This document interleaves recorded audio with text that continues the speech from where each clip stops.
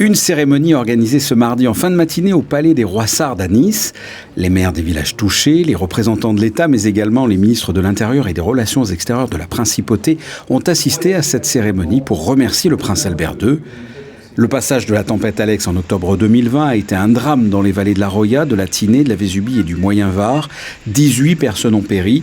À ce drame humain se sont ajoutées des destructions et dégradations importantes d'édifices. Destructions considérées comme les plus importantes en France depuis la Seconde Guerre mondiale. Dans les heures qui ont suivi la tempête, la Principauté de Monaco s'est mobilisée pour soutenir les habitants touchés par ce drame. Ce soutien s'est notamment traduit par la signature d'une convention entre le gouvernement princier et la Fondation du patrimoine pour financer 30 projets de reconstruction et de mise en valeur du patrimoine des vallées à hauteur de 3 millions d'euros. Monaco ne pouvait pas rester insensible à cette catastrophe qui est survenue dans les vallées. Donc il était normal que, sous l'impulsion de son Altesse Sérénissime le Prince, Monaco participe à la reconstruction des projets qui sont portés par les maires de ces différentes vallées.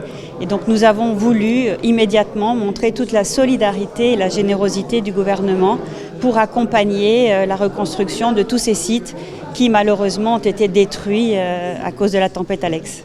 La considération que le gouvernement de Monaco a accordée aux maires des vallées sinistrées a suscité chez eux un immense sentiment de reconnaissance.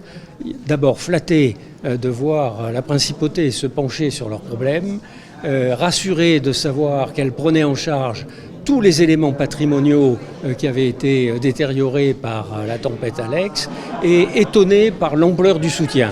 Les projets soutenus par Monaco varient avec par exemple la reconstruction d'un pont à Breil-sur-Roya, les murs du village à Saorge, la toiture de l'église à Tende, le musée des traditions à Saint-Martin-Vésubie, le moulin à Malocène ou encore la vacherie des Molières à Val-de-Blore. Et la liste est longue. Monaco participe à la reconstruction de 30 projets. Les 2/3 des chantiers devraient être terminés d'ici la fin de l'année et ainsi être prochainement ouverts au public.